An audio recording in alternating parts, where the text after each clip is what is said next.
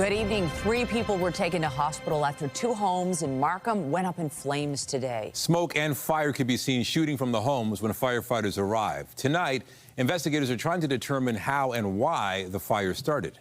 CTV's Beth McDonnell has been following the investigation and joins us live from the scene with more. Beth. Nathan, this is a devastating fire affecting 2 families in 2 homes, leaving 3 people with serious injuries. I also spoke to a man who jumped into action to save his neighbor.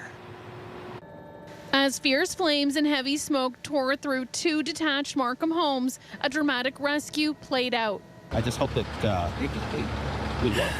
everyone makes it. It was tough. This man lives next door to the home with the most extensive damage and says a woman came asking for help. When he went over, he says he and another man carried out a grandmother whose clothes were burning. We got the grandma to the front lawn. Firefighters arrived. They asked 2 questions. How many people? Where are they? So we said there was 2 more inside. They were on the 3rd floor loft apartment. They said, okay. And then they went and did their thing. And then almost instantly, the EMS was here taking care of the grandma. We pulled to the front lawn. He says in all 7 people live in the home. Fire crews were able to rescue the 2 others from the 3rd floor loft, who the man says are also elderly. 3 people were rushed to hospital with serious injuries. It's a difficult scene when you know that people are still inside the homes, and we had that information as crews were responding. So everything is amplified when life safety is at risk. The fire erupted around 7 in the morning on Chambray Crescent near Carlton and Kennedy. That's just a couple blocks from Unionville's historic downtown. When crews arrived, they say the fire had already advanced significantly. After extinguishing the flames, they worked under the burnt-out roof, knocking out hot spots. It's not known yet where the fire started or how it reached a second home. They will be starting their investigation to find the origin, cause, and circumstances with collaborative efforts with Markham Fire. The other affected home on the corner also has extensive damage. The family living here is overwhelmed but says everyone is safe. It's quite devastating. People who live nearby, like Nicole Marsden, who saw the homes on fire, is now wishing everyone involved the best. Yeah, it was really scary. Firefighters were just running in and they had the water on it. You could see the flames coming up the side and there was just like chaos, like people everywhere. As the cleanup and healing from the fire continues. Officials say whether the fire spread from one home to another will be part of the investigation. Reporting live, I'm Beth McDonnell. Michelle and Nathan, back to you. Thank you, Beth. With the kickoff to the World Cup here in Toronto just a week away, city officials detailed final preparations. From traffic to transit, the stadium to safety, after months of planning and preparation, officials say Toronto is ready to welcome the world. CTV's Sean Lathong joins us live now with more. Sean. Well, Michelle and Nathan, a lot of the anticipation is spilling out onto the pitch behind me at Nathan Phillips Square. People can't wait for the World Cup to start. The city says they're ready. It's just a matter of time. The city has been preparing for soccer to take over. And with just 1 week to go, the question is the city ready? Yeah, I think it's really ready. It has all the vibes. We're ready. I've seen some little sneak peeks of the city. I think we're ready enough. And while these young players show confidence on the pitch, today the city did the same. Toronto Stadium is ready. As they outline their plan to help fans get to and from the stadium and FIFA Fan Fest at Fort York, asking fans to plan ahead, check entry requirements at both the stadium and Fan Fest, and reminding fans to arrive as early as 3 hours before the start for entertainment and giveaways. Our plan addresses the downtown, what we call the last mile. Anyone heading down to one of the 6 matches at Toronto Stadium or FIFA Fan Fest are being told to use transit, walk, or cycle, as there's no parking on site and Uber Lyft will be in a designated drop-off location. And even if you're not attending a FIFA event, there will be road restrictions in the area. On match days, some neighborhoods, like Liberty Village and Fort York, will be limited to local access only. And while Toronto prepares to host fans from around the world, on the ground they can expect a large police presence. This is the longest operational period with the largest deployment of members in the Toronto Police Service's history. With thousands of officers deployed from Toronto and neighboring regions like Peel, York, Durham, Ottawa, the OPP, and the RCMP. Back on the pitch with only a week to wait, the excitement level is... Probably a 10. I'd say 10 out of 10. And as fans, their allegiance differs. Who are you cheering for? Canada and Scotland. Canada. Portugal and Canada. I'm cheering for Spain and Turkey. I want Portugal to win. What about Canada? Canada, yeah, they got a pretty good squad. I think they'll make it good in this tournament, but again, we can't have expectations too high. As the World Cup runs for a lengthy 5.5 weeks, from June 11th until July 19th.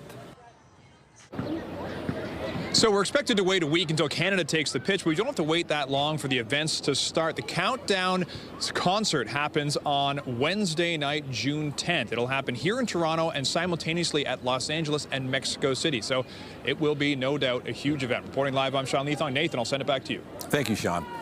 Also tonight, the last friendly before the real battle begins. Canada takes on Ireland for their final tune-up match before the World Cup. We are live in Montreal for a preview. But first, a live look here in the city, and we have been on a run of sun this week. Nature turning up the heat in the back half, and now as we head into the weekend, remember rain? There's the potential for it. Lindsay Morrison is here with a look at the current conditions. What are you seeing, Lindsay? Yeah, Michelle, we've seen a bit of an increase in cloud already today, and it looks as though that dry streak is going to come to an end tonight. But first, let's talk about the heat. Still warm out there and humid too. 29 degrees feels more like 32 at Pearson Airport. You'll find a little more relief for some lakeside communities today, thanks in part to winds that are quite gusty at this hour out of the southwest. It's keeping some communities east of the GTA in the teens at this hour. But here comes the rain. It's still a few hours away from us in the GTA, but late evening and then more certainly overnight. We get into some showers. There is a risk of thunderstorms. Coming up, we're going to talk about your weekend weather forecast and how much rain you should plan for. That's all ahead. For now, Nathan, over to you. Thank you, Lindsay. Peel police are searching for multiple suspects following a deadly shooting in Brampton last night. It happened around 7 inside a home near Sandalwood Parkway and Crown Victoria Drive. Police say the victim, a 38-year-old man who did not live at the home, died at the scene. Police say there were several people inside at the time of the shooting, and they're asking anybody with information to contact police or Crime Stoppers. And a driver was rushed to hospital after a late afternoon collision in Mississauga. Now, this happened just after 3 near Thompson Street and 9th Line. According to Peel Police, 3 vehicles were involved in the crash. The driver of one of the vehicles was taken to a trauma center in critical condition. 9th Line was closed while police investigated the crash. The SIU is investigating a crash near Peterborough. 2 vehicles colliding in the area of County Road 10 and Larmer Line southwest of Peterborough. 1 person was transported to hospital by Orange Air Ambulance with critical injuries. The SIU says it has invoked its mandate and has not provided any additional information about the investigation at this point. Dozens of people are facing charges tonight after Durham Regional Police launched a crackdown on what's called criminal tourism. Dubbed Project Jet Setter, the operation was aimed at those who came to the region just to commit criminal offenses. CTV's Janice Golding has the details. You're looking at a group of men and women Durham Regional Police are calling criminal tourists. These individuals are entering Canada legally as tourists, using that status to move freely between communities and jurisdictions. Once here, they engage in organized, profit-driven criminal activity. In total, 46 people are facing close to 1,500 charges, and another 164 arrest warrants have been issued in what police have dubbed Project Jet Setter. We are seeing the same concerning patterns: large-scale retail thefts, vehicle and financing frauds, staged collisions, distraction-style thefts, and exportation of vehicles and goods. Some repeat offenses include the dirty oil scam, which CTV News has previously reported on, where suspects contact individuals selling their vehicle and deliberately damage their vehicle during the test drive or viewing to negotiate a lower price. Jewelry distraction thefts are also soaring. These thefts are up 268% compared to this time last year, increasing to 125 incidents and 34 from last year. Police say the majority of suspects come from Romania, although a small portion come from India, and they travel from jurisdiction to jurisdiction. And that means these crimes are not restricted to Durham region, but extend across Canada. And given we're expecting a massive influx of visitors this summer, police are issuing this warning. As we approach the summer months, and prepare to welcome hundreds of thousands of visitors for the FIFA World Cup in Toronto and across the GTA, we are encouraging the public to remain vigilant. If you see suspicious activity, please report it to your local police. Investigators say seniors have been the hardest hit. So far, police have confirmed more than $2.6 million in financial losses. Janice Golding, CTV News. 3 men in Owen Sound pleaded guilty in the death of a restaurant owner. The men were extradited to Canada from Scotland to face the charges. One was charged with manslaughter. The others were charged with being an accessory after the fact. 44-year-old Sharif Rahman was assaulted in 2023 outside his Owen Sound restaurant and died in hospital 1 week later. Investigators say the customers left without paying their bill. York Regional Police say a third suspect has now been arrested in connection with a double homicide in Vaughan last month. 48-year-old Gerard Murray was taken into custody in Windsor yesterday. He is charged with 2 counts of first-degree murder and arson related to the shooting on Kaiser Drive on May 13th that left 49-year-old Pasquale Casiato and 34-year-old Christian Belcito dead. 27-year-old Michelle Moscone is also facing murder charges, and 55-year-old Glenn Mousseau is charged with accessory after the fact. Today is a National Day Against Gun Violence. In 2023, the Governor General proclaimed the first Friday in June as a day to raise awareness about the significant impact of shootings on victims, families, and communities. Here in Toronto, 5 people have been fatally shot so far and 20 others wounded. Mayor Olivia Chow spoke at a ceremony today in the Peace Garden outside City Hall and touted efforts to reduce gun violence. Last summer, our youth safety plan reached 15,000 young people and 550 parents and caregivers. We saw a 40% reduction in youth violence, 40%. That's not statistics. That is 40% fewer families getting a phone call that no parents should receive. This year, we're going further. This year plan with a stronger, bigger, more accessible summer safety plan. Criminalizing and locking people up is not the solution. While it's an important tool, it's not the solution.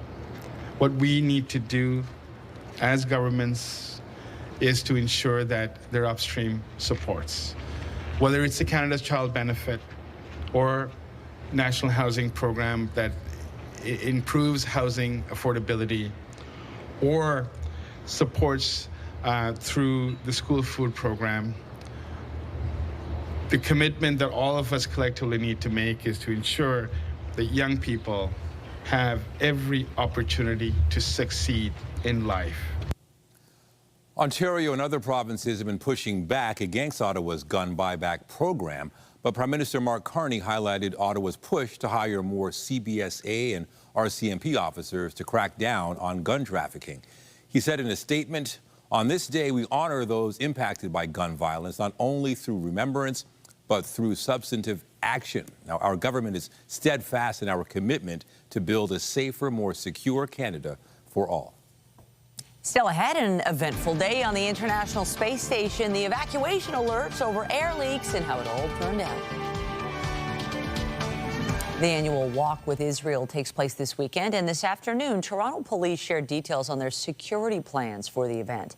The walk is organized by the UJA Federation of Greater Toronto, and it's scheduled for Sunday from 9:30 a.m. until 3 p.m. starting near Avenue in Wilson.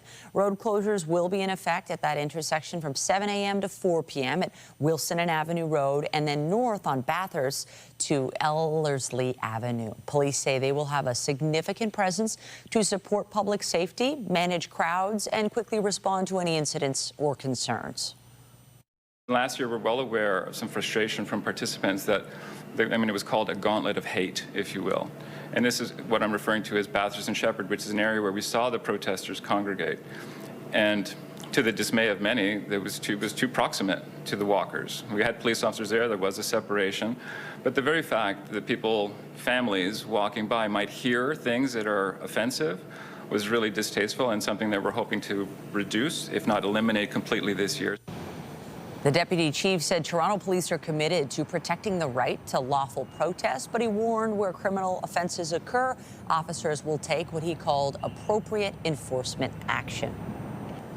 Well, there was some better than expected news on the labor front today, as new figures show Canada added 88,000 jobs last month. Here's CTV's Jeremy Sharon with a closer look at the numbers. Fresh baked goods rising in demand.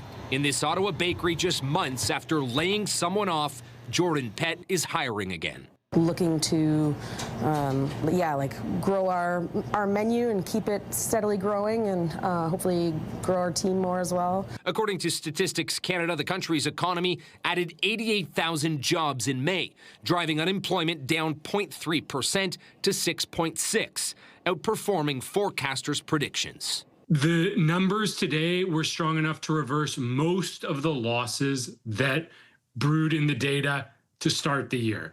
Full-time employment drove the gains, while part-time jobs took a drop. Unemployment among youth is down 0.9%, but still above 13%. Because we deal with thousands of businesses, to place youth into businesses, we saw optimism, and thankfully the numbers have proven that out today. Specifically, students are off to a better summer job season than last year, which was the worst in nearly a decade. Part of that fall in the unemployment rate is a fall in youth participation. And it's not exactly clear why fewer youth are participating in the labor force. The data comes on the heels of a GDP report from the same department last week that showed Canada has entered a technical recession, which the Conservative Party remained focused on today. It's very clear in the numbers that we're in recession. What we're seeing in the job numbers is that we're significantly worse off than the pre-pandemic averages. While the government says Canada's economy is moving in the right direction. The numbers that you saw this morning on employment shows that the Canadian economy is resilient. While economists are calling today's report a positive signal, they say it is too early to tell whether Canada's economy will continue on this positive path. Jeremy Sherrill, CTV News, Ottawa. Some financial relief arrived today for millions of Canadians in the form of a one-time GST top-up payment. The federal government's new Canada Groceries and Essentials benefit was sent directly to those who are eligible. CTV's Heather Wright has the details. Peppers, tomatoes, and lettuce are just some of what Sylvie Gagne grows in her backyard. Fresh produce that takes some pressure off her grocery bill. It's nice to have fresh stuff and just go in the backyard and get it.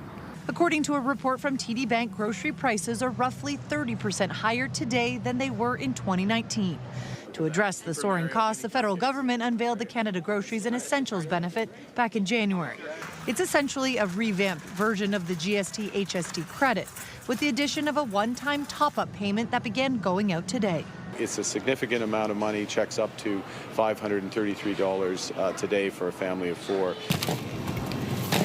The program also includes quarterly payments, which Ottawa is boosting by 25% over the next 5 years, aimed at helping lower-income families keep up with rising costs. Who qualifies and how much they might receive all depends on individual or household income. But a single individual could receive a maximum of $679. A married couple could receive up to $890, while a family could receive up to $234 more per eligible child. I think that the top-up is a really positive sign that the government is thinking seriously about how grocery affordability is impacting Canadians. But there's a lot more that we can be doing. Michael Widener is a planning professor at the University of Toronto. Among the things he wants to see changed is where Canada gets the bulk of its food from, especially given our reliance on the United States. We need to think more strategically about where that food is going to come from in the future and what we can grow here in Canada. And if you qualify for this benefit, there's nothing you need to do. If you're registered for direct deposit, the funds will be put into your account. If not, a check will be mailed to your home. Heather Wright, CTV News, Toronto. Air Canada isn't the only airline looking to ease concerns about fuel shortages as we head into the busy summer travel season. As we mentioned yesterday, the carrier sent an email to customers saying there is no fuel shortage affecting its operations, including flights across Europe. Analysts have warned the continent is at risk of running out as the closure of the Strait of Hormuz halts jet fuel shipments. Air Canada says it doesn't anticipate any significant impact throughout the summer. Germany's Lufthansa also released a statement saying most European airlines are confident there will be no jet fuel shortage. What they've done in North America is really reflect cuts in services as a result of the price of fuel. The issue that we're facing now with the airlines making these most recent declarations is on the supply side of fuel in Europe. We said that, yeah, the price has gone up, but the issue right now is, do we have enough of a supply side? And I think that that's where these declarations by the airlines are really, a marketing effort by the airlines to reassure passengers that, there is no issue with supply. And I think, the question's still out there as to whether that supply is really there or not. Air Canada says it sent the message to reassure those with trips already booked and those considering traveling. Meanwhile, Sunwing Vacations Group has announced it is suspending operations in Cuba indefinitely. That group includes Sunwing Vacations, WestJet Vacations, and WestJet Vacations Quebec. The company announced in April it would temporarily cut Cuban operations, but said they would resume in October. Well, in a statement today, it says it will reach out to travelers with existing bookings to arrange an alternate destination or a full refund. This comes as Visa and MasterCard credit and debit cards are set to stop working in Cuba as of tomorrow under the ongoing U.S. blockade. The war between the U.S., Israel, and Iran remains under that shaky ceasefire as Washington and Tehran struggle to reach a longer-term deal. Disagreements over Iran's nuclear ambitions have been a key sticking point. The UN's nuclear watchdog says there may have been some progress on that front. Our sense is that they seem to be pretty close to agreeing on what I would describe more with regards to the nuclear. Because the other things are not within my purview, to a sort of a framework, organizational, I would say, structure to give themselves time to look into the different problems. The Trump administration has said one key goal in the Iran war is ensuring the country doesn't get a nuclear weapon, something Tehran says is not trying to do. Iran has also tied any deal to a halt in fighting in Lebanon. Although Israel and Lebanon's government have signed ceasefires, Iranian-backed Hezbollah militants have continued to fire on northern Israel, and Israel has kept up deadly strikes. Speaking on CNN, Lebanon's president urged Tehran to let his country guide what happens next. Our people being killed, our houses being destroyed. They are using Lebanon as a bargaining chip in their negotiation with the United States. It's unacceptable. And here also, Hezbollah must understand that. Hezbollah must understand that no other way but to sit and talk, no other way to solve this problem and to save what's left except through negotiation and diplomacy. Foreign Affairs Minister Anita Anand signed onto a statement along with Australia and several European countries today, and it calls for all parties to exercise maximum restraint, adhere fully to the ceasefire, refrain from actions that could lead to further escalation, and ensure the protection of civilians. Ukrainian President Volodymyr Zelensky sent an open letter to his Russian counterpart yesterday calling for face-to-face talks to end the war. Today, Vladimir Putin dismissed the idea. So I'll take that as a no, that you are not going to meet the author of the letter. Пока не вижу смысла. Putin said, quote, "I don't see the point yet," when he spoke at Russia's annual economic forum. He also said Zelensky's letter contained some rude remarks and did not come across as a sincere offer to hold talks. Zelensky's letter marks the first time he's written to Putin directly since Russia launched its full-scale invasion more than 4 years ago. The U.S. Senate sat all night and held a vote just before 5 a.m., passing legislation to fund immigration enforcement agencies through to the end of President Trump's term. On this vote, the yeas are 52, the nays are 47. This bill, as amended, is passed. The bill now heads to the U.S. House. That funding had been held up for months because of a blockade by Democrats. They've been calling for policy changes to the way immigration and border agents conduct themselves after the fatal shootings of 2 protesters in Minneapolis earlier this year. The vote was then delayed over a plan by the Trump administration to procure nearly $1.8 billion for political allies alleging political persecution. That plan has since been withdrawn. Throughout its 27-year history, astronauts have never had to evacuate the International Space Station, but for a while today, it looked like that was potentially about to change.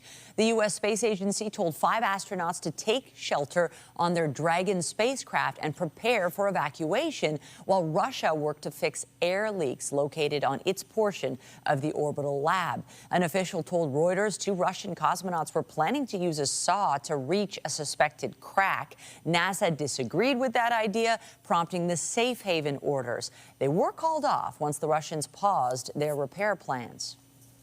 It's happened before when we have seen space debris get close to the space station. At last, uncomfortably close. The crew have got in those capsules as well. So it was all done out of an abundance of caution. It looks like Russia then have looked at the work site and decided not to proceed for now. Experts say the ISS is approaching the end of its operational life as NASA invests in commercial space stations meant to replace it in the coming years. Coming up, countdown to kickoff. We'll take you live to Montreal, where Team Canada plays their last game before the World Cup next week. Plus, ready to seize the moment. One-on-one with Richie Laryea. And I'm Pat Foran. Coming up, it's Feedback Friday. We had a lot of comments in our stories on expensive appliance repairs, as well as long-term contracts for timeshare properties and high-interest loans that can take years to pay back. Feedback Friday is just ahead. Well, if your Friday night plans include hitting up a patio, just be mindful of the fact that a few showers are on their way, could reach the GTA as early as about 8 p.m. and then more certainly mid and late evening. Your Saturday brings the risk of thunderstorms, but it's not going to be a washout of a day. We can expect some dry periods. Sunday looks great. We're going to take a look at the long-range forecast and show you when the heat builds once again. That's coming up here on CTV News. Stay with us. We had a lot of reaction to our recent consumer stories on high-interest loans, timeshare contracts, and season car wash passes. We also heard from viewers who say they've also had trouble getting their appliances working again, even after paying for expensive repairs. Here's Pat Foran and Feedback Friday. Pat. Thanks, Nathan and Michelle. We did a story with a woman who was told it would cost $1,500 to fix her $1,000 stove. We then heard from other viewers who say they use the same company, and after paying for repairs, their appliances still didn't work.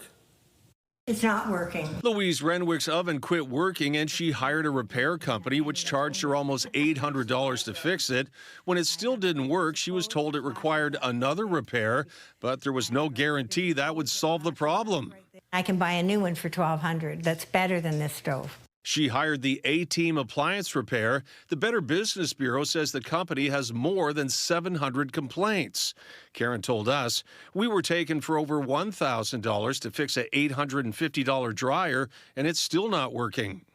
Gerlin Galligan stayed at a resort in Collingwood and agreed to sit through a sales presentation. She bought into a timeshare but now regrets it. She has monthly payments for the next 10 years and also has to pay annual fees. I just want to get out of it. Mary Lou told CTV News, I have a Collingwood timeshare, and after paying annual fees for 25 years, I still have another 25 years left. They want $6,500 for me to exit the contract, which should not be allowed. Petro-Canada sells a season's pass that lets you wash your car every day, but recently some customers had their car wash passes canceled. They were told they shared them on more than one smartphone, which is not allowed. Suddenly, the card was suspended. With CTV's help, they got refunds, but other viewers like Nikhil wrote, I paid $845 for a one-year wash pass. We have 4 cars, and after 2 months, Petro-Canada canceled the card and issued no refund. Terry O'Halloran had health issues and lost his leg 5 years ago. He took out a $4,500 payday loan and was shocked after paying $200 a month for 5 years. He still owed almost $3,700. I know I can't continue to pay this thing. Following our story, CTV viewers came forward to pay off the loan, but others like Taylor said, I am also stuck in a $4,000 high-interest loan for a motorcycle I've been paying for years, and the interest rate keeps going up. And it's best to avoid high-interest loans if possible. When you make payments, the bulk of the money goes to the interest and not the principal, which means it can take years to pay off even small amounts. On your side, I'm Pat Foran. If you have a consumer story idea, email us at alert@ctv.ca. All right, let's talk about the forecast, and it's fair to say at least we are going into the weekend on a really nice sunny note. And there is more sun to come, and I think one of the key things is that the heat continues. The heat continues. It cools down ever so slightly. It won't be quite as steamy as it was at one point this afternoon, but now we're starting to see a bit of an increase in cloud cover, and showers are on the way. They're going to be part of your weekend forecast, but not the whole story. So that's good news if you have outdoor plans. Maybe you're hoping to head out to Due West Fest in Toronto. This is what it looked like not long ago. It is now open. This festival happening on Dundas Street between Ossington and Lansdowne, and it's a celebration of the Portuguese community along with local artists and vendors. It's an event that you can check out right through the day on Sunday, and spoiler alert, Sunday's looking great. Right now, we are enjoying some dry conditions in the GTA, but there's the cloud cover, and showers are not far off now. We're starting to see some wet weather around Kitchener-Waterloo, for example. It's a little unsettled along the shoreline of Lake Huron as well as Georgian Bay. So expect this a little later this evening here in Toronto. And along this frontal boundary, we also have the risk of some thunderstorms, especially as we make our way through the overnight hours. But notice how Saturday, it's not looking like a washout. It's not going to be like that Saturday we had 2 weekends ago. If anything, if we do get some embedded thunderstorms, we could pick up maybe 10 to 20 millimeters of rain, but what looks more likely is that we will pick up 5 to about 15 millimeters of wet weather, and the majority of that happens while we are sleeping overnight tonight. So there's a sign of thunderstorms through the overnight hours, maybe some rumbles of thunder, flashes of lightning, and heavy downpours around 3 o'clock in the morning. Into your Saturday morning, leftover showers for any early risers. Again, notice how there are quite a few dry periods throughout the day, even some clearing with the cloud cover. So we expect to see some sun on Saturday. Isolated thunderstorms are going to be a possibility. So my suggestion is that you don't cancel your outdoor plans tomorrow. You just have a backup indoor option in case you have to move inside. Sunday and Monday, no worries about the weather. It is going to be sunny and it's going to be warm. Speaking of warmth, it is still 28 degrees at this hour. It feels like 31. Humidex values are going to be near 30 as we make our way through the weekend, and then back into the mid-30s next week. 17 degrees is our forecast overnight low, which is warm. It's not quite heat warning criteria. It might be a little uncomfortable for sleeping for some. There's a look at what we can expect tomorrow. So unsettled, especially in the morning, drier for the afternoon and evening. And then highs, yes, a little bit cooler for tomorrow, but still, again, humidex values near 30. And while it is a bit unsettled for your Saturday, Sunday is looking beautiful. Monday, too. And then midweek next week, we're going to start to rebuild the heat, and we're keeping an eye on the end of next week for the risk of thunderstorms potentially on Friday. That's the weather for now. Michelle, I'll send it over to you. Thank you, Lindsay. Well, it is a great night for soccer. Team Canada is getting set to take the field in Montreal tonight. It is their last game before the tournament kicks off next week. And there she is, CTV's Genevieve Beauchemin. She joins us live now from outside Stade Saputo. Genevieve, looks like a great crowd there. There aren't any World Cup games in Montreal, so this has to be a big deal for fans there. Oh, it sure is, Michelle. You know, this is a beautiful night for that beautiful game, and people have just been really excited. Really a lot of devoted fans who have been coming here. They've geared up. They've got their red colors. I do see a couple of Montreal Canadiens shirts, so they're repurposing that a little bit here tonight. But many people here to support the team. This is their last chance to see the team in action on Canadian soil, of course, before the big game. And so they're looking to see just what kind of who will be on the field, how it'll all go. There's a lot of fans cheering for Canada, but I do see some spots of green as well. There's a lot of Irish fans here. They tell me that Irish fans do travel, many of them saying that they wanted to be here to cheer on the team. They have Irish roots, so they didn't want to miss out. There are people saying that this is exciting, and it's also a little less pricey than the World Cup, the FIFA tickets, so they're enjoying that too here. That's one perk. Meanwhile, we know there are injuries on the men's team. Alphonso Davies is not taking to the field, at least tonight. Bring us up to speed on the team and some of the folks fans are excited to see. Well, you know, it is that, you know, there are injuries, and there are a lot of people who have been talking about the fact that what they want to see tonight is no more injuries. They want things to go smoothly. They are talking about the fact that they'll be checking just who's stepping up, because there are those spots to still fill on the team to who will be starting and how this will unfold because of those injuries. But they're also excited here to say one of the local guys, and that is Maxime Crépeau. He's the goalkeeper. And, you know, there was a lot of speculation for months as to who would be the starter. It was announced yesterday that it would be Crépeau, and a lot of people are going to be watching to see what he does on the pitch tonight. He's just from outside Montreal here, so a lot of people have been keeping a close eye on his career for quite a long time and excited for him tonight. CTV Genevieve Beauchemin live for us in Montreal. You're getting us excited. We got 1 week to go to see them play here in Toronto. Thank you so much. We're sending them off to you. Yes. Well, we have more FIFA World Cup coverage after the break. Live shot looking at the lake. It's a beautiful evening in the city. Rain on the way. We do have more news to come. Stay with us.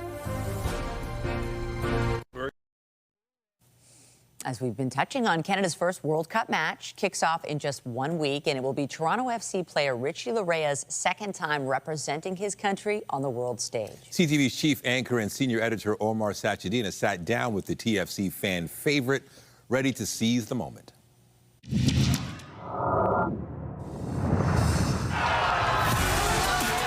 Of all the players on Team Canada, the World Cup will be extra special for Richie Laryea, representing his country in the same city as his home club, Toronto FC. It's going to be electric. It's going to be it's going to be the biggest thing that's happened in Canada ever. Born in Toronto to parents from Ghana, he was surrounded by soccer since he was born. My dad's a Chelsea supporter, my brother's an Arsenal supporter, my mom's a Liverpool supporter. So Premier League mornings were always fun. We'd be glued to the TV from 7 a.m. till whatever it was, 1, 2 p.m. in the afternoons. And I'm sure if you're cheering for different teams, it could get pretty passionate sometimes, pretty tricky. It did. Yeah. In our household growing up, there was definitely when Arsenal-Chelsea played, it was my brother and my dad, it'd be tense in the household. He's been pro for a decade. In 2016, selected in the first round of the MLS Super Draft by Orlando City. But he really broke through after returning home to Toronto FC. Defining the defense as an attacking wingback, bursting down the flank, scoring goals. Richie Laryea has scored! And tracking back to make crucial tackles.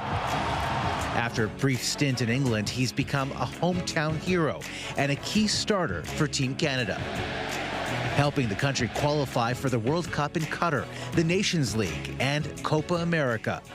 As a key member, such a pivotal member of this golden generation of soccer players, do you feel pressure to leave a lasting mark or a lasting legacy? Do you think about that, or are you just playing the best soccer you can? So I think, just doing the best that I can. I know the guys are doing the best that they can. It's eventually going to leave that lasting impression on the entire country, on our association as Canada Soccer. For young kids who want to be you one day, what do you tell them? What's your advice to them?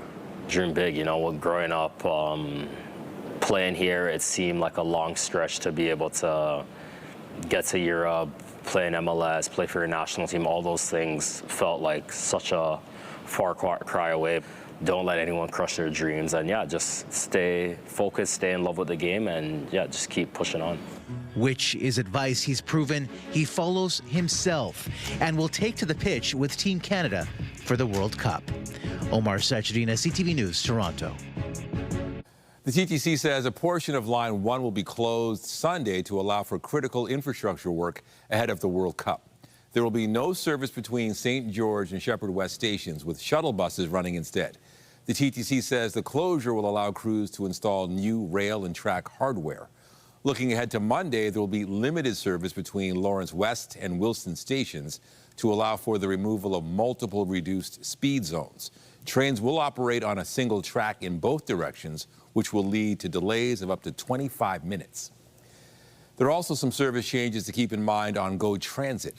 Lakeshore East and Stouffville line trains will be replaced by buses, and those buses won't serve any stops within the city except for Union Station. Trains will run on the Lakeshore West line once an hour between West Harbor GO and Union, and once every 30 minutes between Oakville GO and Union. Sarah Michelle Gellar and other co-stars are paying tribute to British actor Anthony Head following news of his death. Spent weeks trying to get a single scrap of information about our mysterious demon collectors, and no one bothers to tell me that Buffy's dating one of them? Head was famous for his role as Giles' mentor and surrogate father figure to the title character in Buffy the Vampire Slayer. Younger fans will remember him as Rupert, the wealthy villain in Ted Lasso. Head's daughters, Emily and Daisy, say he died of complications from pneumonia, surrounded by family. He was 72. The annual Tony Awards takes place this Sunday, just as Broadway rings up a record year for ticket sales.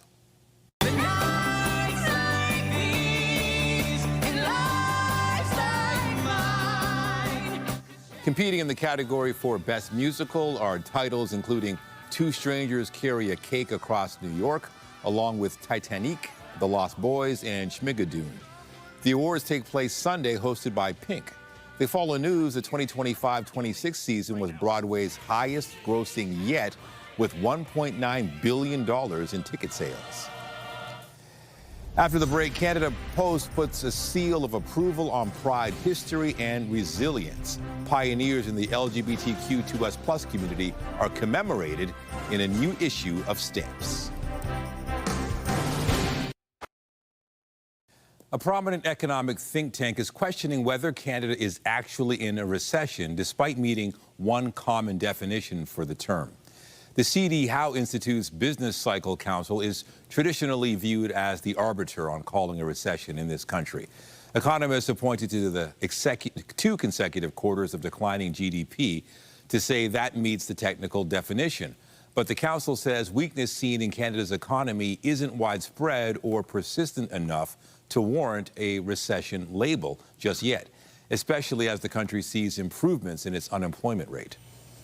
Canada Post has unveiled a set of new stamps in honor of Pride Month. The stamps are part of a collection called Places of Pride. The post office says they shine a light on places and events in which Canada's 2S LGBTQIA+ communities fought for safe spaces and altered the course of human rights in Canada.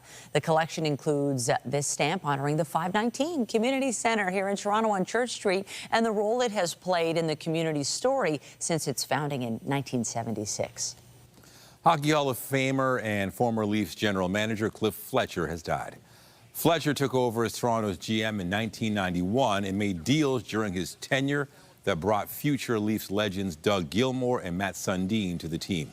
He stepped down in 1997 but rejoined the Leafs as interim GM in 2008 before moving into an advisory role that he maintained for the rest of his life.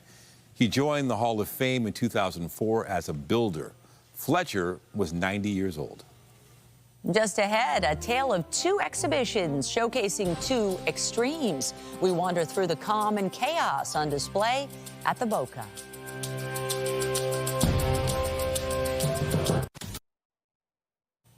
Finally tonight, the Museum of Contemporary Art has launched two new contrasting exhibits. One is focused on slowing things down, while the other wants to speed up. CTV's Jessica Smith explains.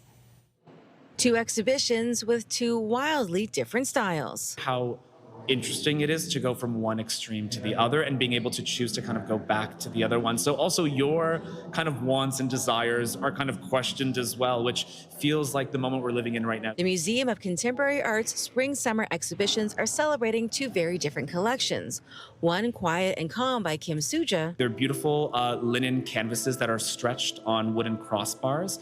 And the linen was actually made from flaxseed that she cultivated herself. So she is really bringing painting painting back down to its essence. The other, Big and Bright by Canadian artist Sarah Swinard. It feels urgent. It's visually striking. There's something that everyone can relate to, and I think that's why we're showing it, is that it feels of this moment. Just beautiful, has a lot of color and a lot of interesting use of different forms, like photographs, but also videos. Presenting two different ways of working with materials, digital and organic. The contrast between the two exhibitions is meant to tell the story of the quiet and the chaos we live in today.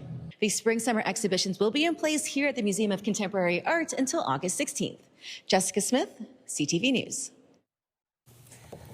Well, it's a hot night. It's steamy. We're seeing some cloud behind us, but I'm sure it's pretty nice for those folks on that boat over there. For sure, maybe a little cooler by the water?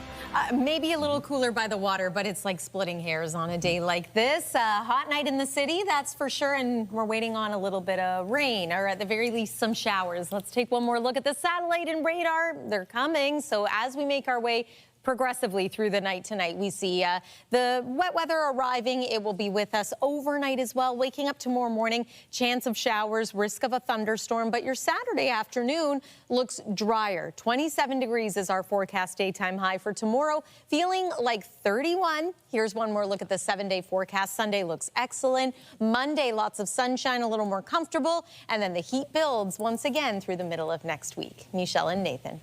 Thank you, Lindsay. That's it for us, but you can catch Heather Butts tonight at 11 for CTV National News, followed by Zoraida Allman, who has your next local newscast at 11:30. Meantime, our coverage continues anytime on CP24 and at ctvnewstoronto.ca. For Lindsay Morrison and the whole team here at CTV News, thanks for watching and have a wonderful night, a fabulous weekend. Thanks, everybody.